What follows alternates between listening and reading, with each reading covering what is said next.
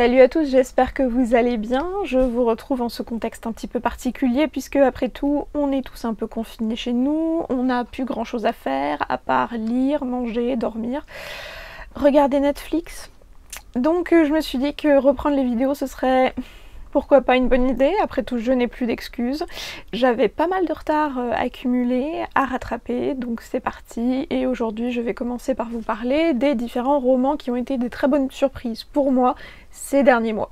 Premier roman dont j'aimerais vous parler, il s'agit de Wicca de Marie Alino aux éditions Pulp Fiction. Marie Alino, c'est une autrice française qui a déjà écrit la saga Orphea Fabula, toujours aux éditions Pulp Fiction, et qui revient cette fois-ci avec le premier tome d'une saga, et j'espère vraiment qu'on aura la suite, où on suit un frère et une sœur qui pratiquent la magie Wicca, donc cette magie bienveillante qui est fondée sur les éléments naturels de la Terre. Et ils vivent un peu reculés au sein d'un manoir, ils sont élevés par leur grand-tante. Et ce manoir un peu reculé est protégé par un cercle de pierre. Et un jour, ce cercle de pierre va être rompu puisque l'une des pierres va mystérieusement disparaître. Et forcément, eh bien, qui dit cercle protecteur rompu, dit force maléfique qui commence à s'infiltrer à l'intérieur de la maison. Et donc le frère et la sœur vont devoir réussir à trouver un moyen pour conjurer ces différents esprits. Voilà, donc j'ai vraiment beaucoup aimé. Je trouve que la plume de Marie Alino est vraiment très entraînante, très agréable à lire, très fluide, c'est bourré d'humour en même temps, c'est vraiment pas sombre du tout puisque c'est un roman qui se lit à partir de 10-11 ans on va dire, mais vraiment même les adultes peuvent le lire, et la preuve, regardez, ça a clairement fonctionné sur moi.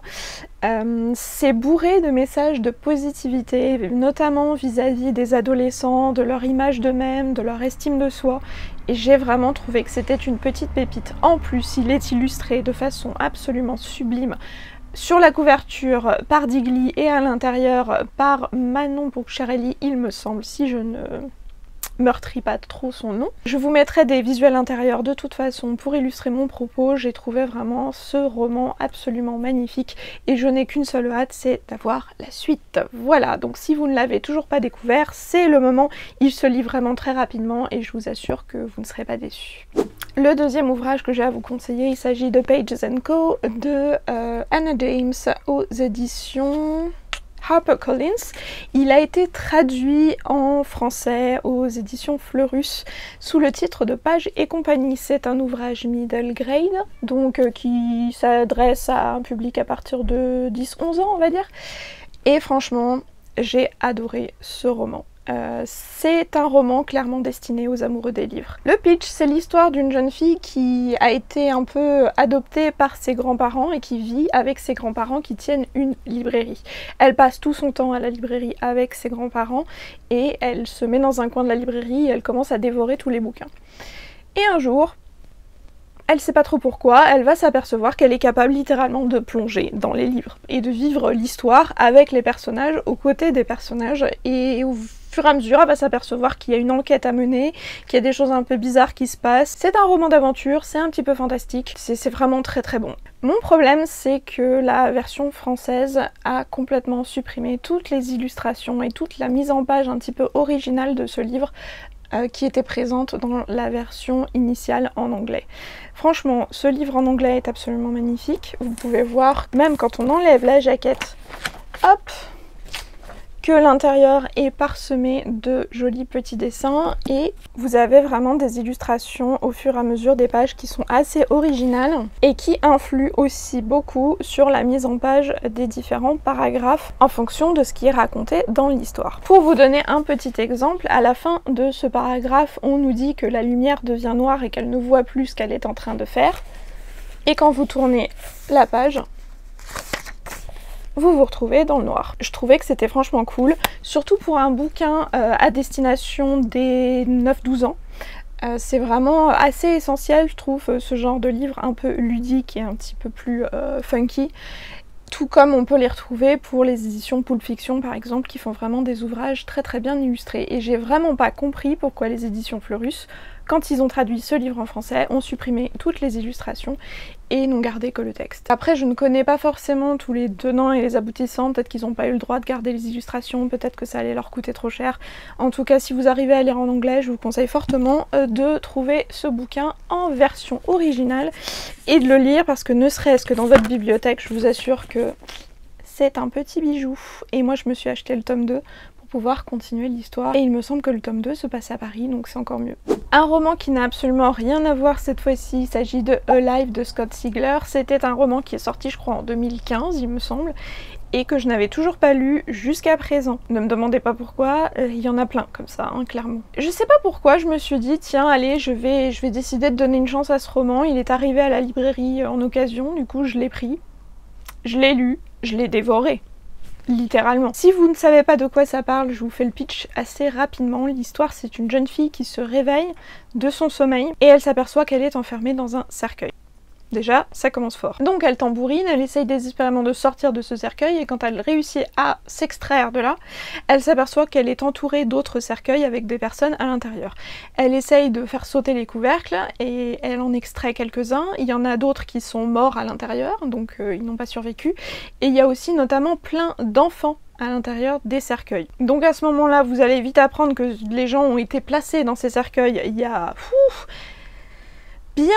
bien longtemps, quand ils étaient enfants, et en fait ils ont été placés dans une sorte de stase pour maintenir leur croissance au fur et à mesure, mais de façon ralentie, et malheureusement ils n'ont pas tous survécu. Donc très vite les rares survivants vont essayer de comprendre ce qui leur arrive, déjà savoir où ils sont, parce qu'ils sont dans un espace complètement cloîtré, il n'y a que des couloirs tout autour d'eux. Et majoritairement ça va être le but du tome 1, c'est-à-dire d'essayer de comprendre qu'est-ce qu'ils font là, où est-ce qu'ils sont, comment sortir, voilà. Donc pour l'instant ça vous en dit pas trop. Moi comme ça, quand j'étais dedans au début, je pensais très fort à la saga Le Labyrinthe de James Dashner. Il s'avère que ça n'a absolument rien à voir. Et franchement, la révélation à la fin, ah j'étais contente. J'étais contente parce que j'avais deviné. J'avais fortement pressenti que ça allait tourner comme ça. Et j'étais vraiment trop contente parce que c'est un genre littéraire que j'apprécie tout particulièrement, et ça me donne encore plus envie de lire le tome 2, qui pour une fois est encore mieux noté que le premier tome, ce qui est assez rare pour une série, donc voilà. J'ai pas le droit de vous en dire plus, et même l'auteur d'ailleurs à la fin dans ses remerciements a demandé à toutes les personnes qui ont lu ce livre et qui voudraient le chroniquer sur les réseaux de ne pas ruiner la surprise, parce que toute la surprise réside à l'intérieur de ce livre, dans justement le fait de deviner où est-ce qu'ils sont, qu'est-ce qu'ils font là, etc. Donc voilà, je vous laisse le deviner par vous-même et donner sa chance à cet ouvrage, parce que je vous assure qu'il en vaut vraiment la peine. Autre roman que j'ai lu récemment, il s'agit de Solitaire de Alice Oseman. Je l'ai lu en version originale parce que tout simplement pour la raison aussi futile que je trouvais les couvertures beaucoup plus jolies en VO, en tout cas les nouvelles couves qu'ils ont refaites. Ça faisait un moment que je voulais découvrir Alice Oseman depuis qu'elle avait sorti son premier roman il y a plusieurs années, 2016 je crois il me semble. Je crois que c'était 2016 si je dis pas de bêtises, 2015 ou 2016 2014 qu'elle l'avait sorti, donc L'année solitaire en version française, et franchement j'ai vraiment beaucoup aimé. Je comprends pas vraiment les notes qu'il a eues sur Goodreads, parce qu'il est noté 3.5 il me semble, ce qui est vraiment pas beaucoup pour Goodreads. J'ai vraiment adoré ce roman. Alors le lisez pas si vous êtes un petit peu down au niveau du moral, parce que c'est pas forcément le truc le plus foufou que vous allez pouvoir lire dans votre palle, hein, ça clairement, puisqu'il est question d'amitié, de grandir, de passage à l'âge adulte, de mental health aussi, donc tout ce qui est santé mentale, dépression, etc. Donc voilà, des sujets qui sont assez importants, mais bon, pas forcément les plus joyeux du monde. Voilà, je saurais pas trop comment vous décrire ça, à part le fait que ouais, c'est l'histoire d'une jeune fille qui se cherche beaucoup, qui essaye de comprendre un peu le rôle de sa vie, qui essaye de mener l'enquête parce qu'il y a un site web un peu bizarre et un peu mystérieux qui apparaît et qui fait régner la terreur un petit peu dans le lycée où ils sont. Puisqu'il organise des événements un peu bizarres, des flash mobs, des trucs très étranges, et qui commence peu à peu à mettre en danger la santé et la sûreté aussi de ses camarades. Donc voilà. C'est assez original, je ne saurais pas trop quoi vous dire dessus. Lisez-le si vous voulez donner une chance à ce bouquin. Je voulais aussi donner une chance à ce bouquin parce que c'est son autre saga, sa nouvelle saga de roman graphique cette fois-ci qui a fait beaucoup parler d'elle récemment, à savoir Heartstopper. J'ai lu le premier et le deuxième tome et il me reste le troisième à lire et je savais pas trop en fait au début s'il fallait que je commence par Heartstopper ou par Solitaire puisqu'en fait on suit les personnages d'une même famille. Et en fait c'est pas plus mal de commencer par Heartstopper au début puisque chronologiquement ça se passe avant Solitaire puisque vous allez apprendre des choses dans Solitaire sur le frère en fait de l'héroïne. Et dans Heartstopper, en fait, on suit le frère, on suit sa relation avec ce qui va devenir son petit ami. Et en fait, ça se passe avant le roman. Donc finalement, même s'il est sorti après, c'est pas plus mal de lire Heartstopper avant. Voilà. Heartstopper, donc du coup, j'allais vous en parler également. C'est vraiment très cute, très fluffy. C'est vraiment tellement mignon. Ça nous parle du coup de Charlie qui est donc le frère de l'héroïne de Solitaire, qui est ouvertement gay, hein. Lui il se pose vraiment pas de soucis, il n'y a pas de questionnement là-dessus. Et qui va avoir une grande amitié, une relation de grande amitié avec Charlie, qui lui pour le coup pense qu'il est hétérosexuel. Enfin voilà, ça n'a jamais été un questionnement pour lui et petit à petit, au fur et à mesure de leur amitié, vont peut-être s'apercevoir qu'ils ont peut-être plus que des sentiments amicaux l'un pour l'autre. C'est vraiment très très beau et ça nous parle vraiment justement de tout ce qui est questionnement sur son identité, acceptation de soi, regard des autres aussi. C'est vraiment très très très mignon et j'aime vraiment beaucoup le design, le dessin de Alice Oseman qui est très simple mais en même temps très très mignon. Voilà, donc vous avez le roman, vous avez la version roman graphique, donc à vous de voir ce que vous voulez essayer de lire en premier. Et pour terminer sur quelque chose d'un peu plus graphique, petite transition, cette fois-ci je vais vous parler de 3 petits mangas que j'adore particulièrement. Je trouve qu'ils sont vraiment uniques en leur genre. C'est vraiment pas pour le coup mon genre de manga préféré parce que je suis plus un petit peu fantastique, seinen on va dire. Pour le coup ceux-là m'ont vraiment captivée. Le tout premier, il s'agit de BL Métamorphose qui est donc paru aux éditions Kiyun. Ça nous raconte l'histoire d'une jeune fille qui travaille à temps partiel dans une librairie et un jour une vieille dame qui est un petit peu isolée, qui donne des cours de calligraphie mais sans plus, va dans son café préféré et s'aperçoit que son café préféré a fermé. Donc du coup elle va pousser la porte de la librairie qui est juste à côté. Elle va se balader au fil des rayonnages et elle va tomber sur un manga Boy Love. Donc un petit peu le lien avec ce qu'on disait avec Nick et Charlie, donc un manga sur une histoire homosexuelle. Et elle va décider d'acheter ce manga. Donc au début les gens autour d'elle se disent mais est-ce qu'elle sait vraiment ce qu'il y a à l'intérieur, etc. Même la petite libraire est un petit peu gênée au début. Et finalement la vieille dame va vraiment beaucoup aimer ce manga et va revenir à la librairie très rapidement pour avoir la suite. Et donc petit à petit il va y avoir une belle amitié qui va se lier entre cette jeune libraire et cette vieille dame autour justement de la relation d'addiction autour d'une série littéraire dont on attend la suite, et aussi de personnes qui sont profondément isolées l'une parce qu'elle est âgée, parce que ses enfants vivent plus avec elle et prennent plus forcément la peine de lui rendre visite, et l'autre parce que certes elle est toujours active et certes elle est encadrée de par son travail et de par sa vie au lycée, mais au final elle n'a pas forcément de vrais amis à qui parler au quotidien et de personnes qui la comprennent. Voilà, donc ces deux personnes qui n'ont en apparence rien à voir vont se retrouver autour de l'amour d'un bouquin et c'est vraiment, enfin voilà, c'est magnifique et c'est un peu notre histoire à nous. Donc voilà, je vous conseille fortement de donner cette chance à ce manga si vous avez l'habitude d'en lire ou voire même si vous voulez vous lancer dans les mangas. Ça peut être une bonne idée pour sauter le pas. Voilà, c'est vraiment un manga doudou, un manga qui se lit, qui se dévore même, mais qui fait vraiment du bien. Deuxième manga qui est vraiment très très sympa, il s'agit de La Voix du Tablier. Ce manga, il est totalement atypique parce qu'il est complètement barré, clairement. C'est pas vraiment une histoire en continu au fil des tomes, c'est plus des recueils d'anecdotes à droite à gauche. Ça nous raconte l'histoire d'un ancien yakuza, donc vous savez les espèces d'hommes de main de tueur à gages japonais, qui s'est reconverti, qui a décidé de se ranger à partir du moment où il s'est marié, où il a trouvé l'amour, et maintenant il est devenu homme au foyer. Voilà, et clairement, virage à 180 degrés. Donc sa femme travaille, et lui reste au foyer, prend soin de la maison, fait le ménage, va faire les courses et fait de jolis petits plats, s'amuse à poster des photos de ses plats sur Instagram, enfin voilà. Et en fait, il se retrouve dans des situations à chaque fois totalement ubuesques, parce que parfois des gens dehors le reconnaissent et le craignent, parce que c'était un des yakuza les plus dangereux de Tokyo. Et en fait, ils sont toujours persuadés qu'il va tuer quelqu'un, ou qu'il va lui arriver quelque chose, ou la police pense qu'il prépare un coup fourré, alors qu'en fait, pas du tout, il est juste dehors pour aller faire ses courses, quoi. Donc voilà, il se retrouve toujours dans des situations les plus tordues les unes que les autres. Ça vaut le détour, c'est vraiment très drôle. Si vous cherchez des chroniques de vie comme ça, des choses un petit peu anecdotiques, mais que vous voulez rigoler, franchement, je vous conseille beaucoup ce manga. C'est paru aux éditions Kana, et je crois qu'ils en sont au tome 4-5, je sais plus trop. Je veux plus trop, voilà, m'avancer, parce que je sais que j'ai du retard dedans.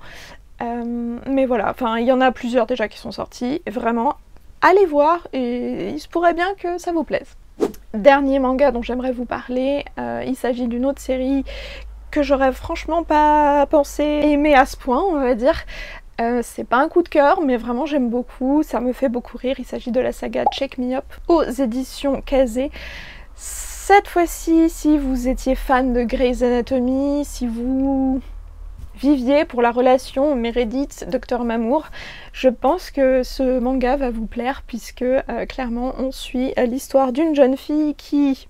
Alors c'est totalement improbable, hein, on est d'accord que ça ne se passerait jamais comme ça dans la vraie vie, c'est clairement romancé, ça n'a absolument rien de réaliste.